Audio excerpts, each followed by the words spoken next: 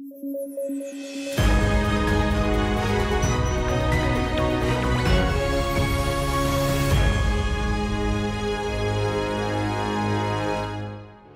में यूपीएससी की तैयारी से संबंधित प्रोग्राम्स को देखने के लिए सब्सक्राइब करें स्टडी IQ IAS हिंदी। नमस्कार, न्यूज एट 9 प्रोग्राम में आपका स्वागत है। मैं हूं अमृत उपाध्याय। आइए जल्दी से आज के हेडलाइंस देखते हैं। ब्लैक कोरल्स की 5 प्रजातियों की हुई खोज। एंटीपैथेरिया समूह से ताल्लुक रखते हैं ब्लैक कोरल्स। कोरल ब्लीचिंग का खतरा बड़ी समस्या। सुप्रीम कोर्ट ने समलैंगिक विवाह पर मांगा केंद्र का जवाब। स्पेशल मैरिज एक्ट के तहत मांगी जा रही है मान्यता। नीदरलैंड कानूनी मान्यता देने वाला पहला देश। और ई-रूपी को लॉन्च करेगी आरबीआई। 4 शहरों का किया चुनाव, लागत कम करने में मिलेगी मदद। चलिए खबरों की शुरुआत करें। उससे पहले एक बार फिर दोहरा दूं कि अगर आप इस बुलेटिन को पीडीएफ फॉर्मेट में पढ़ना चाहते हैं तो अमृत उपाध्याय 007 टेलीग्राम चैनल पर जाइए, जहां इसकी पीडीएफ रोजाना मिलती है। चलिए शुरू करें। वैज्ञानिकों ने ब्लैक कोरल्स की 5 नई प्रजातियां खोजी हैं। ये प्रजातियां ग्रेट बैरियर रीफ में तकरीबन 2500 फीट की गहराई में पाई गई हैं। ब्लैक कोरल्स उथले पानी में और 26,000 फीट की गहराई तक पाए जा सकते हैं। ब्लैक कोरल्स का एक समूह होता है जो कि एंटीपैथेरिया समूह से ताल्लुक रखते हैं। ब्लैक कोरल्स दुनिया भर में किसी भी गहराई पर पाए जा सकते हैं। आमतौर पर इन्हें डीप सी कोरल्स के तौर पर जानते हैं। साथ ही ये एल्गी के साथ सिम्बायोटिक रिलेशन में भी नहीं होते। इन्हें प्रकाश की जरूरत भी नहीं होती, इसलिए ये गहरे पानी में सरवाइव कर पाते हैं। ब्लैक कोरल्स में प्रोटीन का बना कंकाल पाया जाता है। गौरतलब है कि कोरल से ऐसी मरीन इन्वर्टिब्रेट होते हैं जिनमें स्पाइन नहीं होती। ये सिंगल सेल एल्गी जूजेंथले के साथ सिम्बायोटिक रिलेशन में रहते हैं। आपको बता दें कि जब कोरल्स पर तापमान, प्रकाश और पोषण जैसी स्थितियों में बदलाव के कारण दबाव पड़ता है तो कोरल जूजेंथले शैवाल के साथ सहजीविता यानी सिम्बायोटिक रिलेशन को खत्म कर देते हैं। इससे ये सफेद रंग में तब्दील हो जाते हैं और इस घटना को कहते हैं कोरल ब्लीचिंग। कोरल ब्लीचिंग के लिए जिम्मेदार कारकों में महासागरों के तापमान में वृद्धि, प्रदूषित अपशिष्टों का महासागरों में बहाया जाना, सनलाइट का अधिक एक्सपोजर और एक्सट्रीम लो टाइड्स शामिल हैं। दुनिया भर के ज्यादातर कोरल्स 30 डिग्री उत्तरी और 30 डिग्री दक्षिणी अक्षांश के बीच पाए जाते हैं। भारत में corals gulf of Kutch, gulf of Mannar, Andaman और निकोबार, लक्षद्वीप द्वीप समूह और मालवन में पाए जाते हैं। इस खबर की अहमियत को समझने के लिए साल 2014 में यूपीएससी की प्रारंभिक परीक्षा में पूछे गए एक सवाल को देखिए।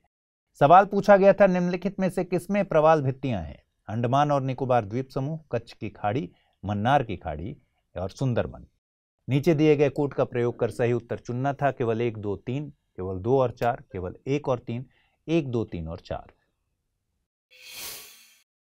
साइबर सिक्योरिटी एक्सपर्ट्स ने ब्लू बगिंग के मामले पर चिंता जाहिर की है। उनके मुताबिक ऐसे ऐप्स जो यूजर्स के स्मार्टफोन्स या लैपटॉप को वायरलेस ईयर प्लग से कनेक्ट करते हैं, यूजर्स की बातचीत को रिकॉर्ड कर सकते हैं। इस खतरे से सबसे सुरक्षित माने जाने वाले आईफोन्स भी सेफ नहीं है।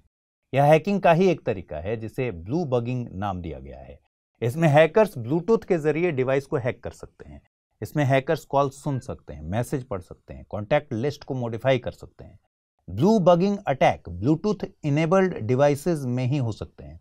इसमें डिवाइस का ब्लूटूथ डिस्कवरेबल मोड में होना चाहिए। अगर ब्लूटूथ डिवाइस 10 मीटर की रेंज में है तो हैकर्स इसे हैक कर सकते हैं। ब्लू बगिंग से बचने के लिए यूजर्स को ब्लूटूथ डिवाइस को ऑफ करके रखना चाहिए। साथ ही कनेक्टेड डिवाइसेस को यूज में न होने पर डिस्कनेक्ट कर देना चाहिए। किसी भी अनजान ब्लूटूथ पेयरिंग को रिजेक्ट कर देना चाहिए। आपको बता दें कि ब्लूटूथ एक वायरलेस तकनीक है। यह वायरलेस तकनीक ब्लूटूथ कंपैटिबल डिवाइसेस के बीच संचार को सक्षम बनाता है। इसका उपयोग डेस्कटॉप और laptop computer, digital camera, scanner, cellular phone और प्रिंटर के बीच कम दूरी के कनेक्शन के लिए किया जाता है। सुप्रीम कोर्ट ने केंद्र से समलैंगिक विवाह पर रिस्पॉन्स मांगा है। दरअसल कोर्ट में समलैंगिक विवाह के मसले पर 2 याचिकाएं दायर की गई हैं, जिनके मुताबिक समलैंगिक विवाह से जुड़ी प्रथाएं और कामकाज को स्पेशल मैरिज एक्ट 1954 के तहत अनुमति देने की बात की गई है। SMA यानी स्पेशल मैरिज एक्ट 1954 में उन कपल्स के लिए विवाह की सिविल फॉर्म निर्धारित है जो अपने पर्सनल लॉज के तहत शादी नहीं कर सकते। हाल ही में दायर याचिकाओं में समलैंगिक विवाह को इसी कानून के तहत मान्यता देने की बात कही गई। गौरतलब है कि साल 2018 के नवतेज जौहर मामले में सुप्रीम कोर्ट ने सेक्शन 377 को असंवैधानिक घोषित किया था। ब्रिटिश काल में लागू किया गया सेक्शन 377 समलैंगिकता को अपराध घोषित करता है। साल 2018 के मामले में कोर्ट ने 2 कंसेंटिंग एडल्ट के बीच होमोसेक्सुअलिटी को गैर आपराधिक माना था। इसके बाद से ही समलैंगिक विवाहों को विधिक तौर पर मान्यता देने की मांग की जा रही है। वैश्विक स्तर पर तकरीबन 32 देश ऐसे हैं जिन्होंने समलैंगिक विवाहों को मान्यता दी है। साल 2001 में नीदरलैंड ऐसा करने वाला पहला देश था। इधर आरबीआई 1 दिसंबर से देश के 4 शहरों में डिजिटल रूपी या ई रूपी के फर्स्ट फेज को लॉन्च करेगा। इन 4 शहरों में नई दिल्ली, मुंबई, बेंगलुरु और भुवनेश्वर शामिल हैं।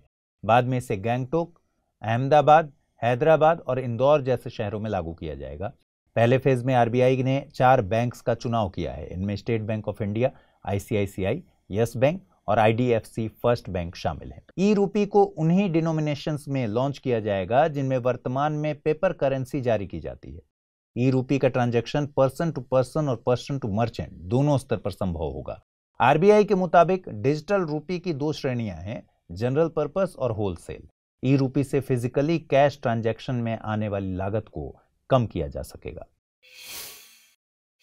आइए जल्दी से देखते हैं आज के बुलेटिन पर आधारित क्या सवाल बने हैं। पहला सवाल है, खबरों में रही ब्लू बगिंग तकनीक क्या है?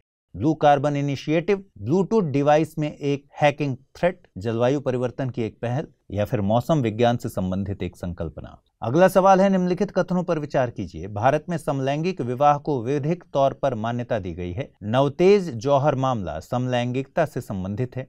नीचे दिए गए कूटों का प्रयोग कर सही उत्तर चुनिए। केवल 1, केवल 2, 1 और 2 दोनों या फिर न तो 1 और न ही 2।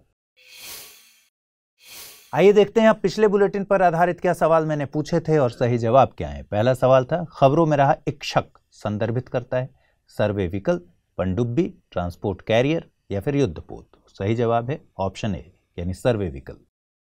अगला सवाल है, निम्नलिखित कथनों पर विचार कीजिए। सत्यशोधक समाज की स्थापना ज्योतिबा फुले के द्वारा की गई थी। भारत के पहले गणतंत्र दिवस पर मुख्य अतिथि अफ्रीका महाद्वीप के देश से थे और भारतीय कर व्यवस्था में टोबिन टैक्स को जगह दी गई है। नीचे दिए गए कूटों का प्रयोग कर सही उत्तर चुनिए। केवल 1, केवल 2 और 3, केवल 1 और 3 या फिर केवल 1, 2 और 3। सही जवाब है ऑप्शन ए यानी कथन 1 सही है।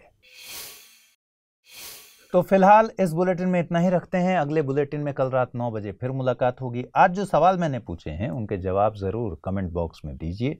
ठीक से पढ़ाई कीजिए, अच्छे से तैयारी जारी रखिए और इस बुलेटिन को जरूर अपने दोस्तों के साथ शेयर कीजिए।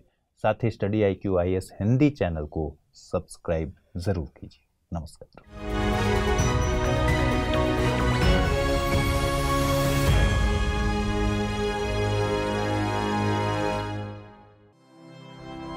स्टडी IQ IAS अब तैयारी हुई अफोर्डेबल।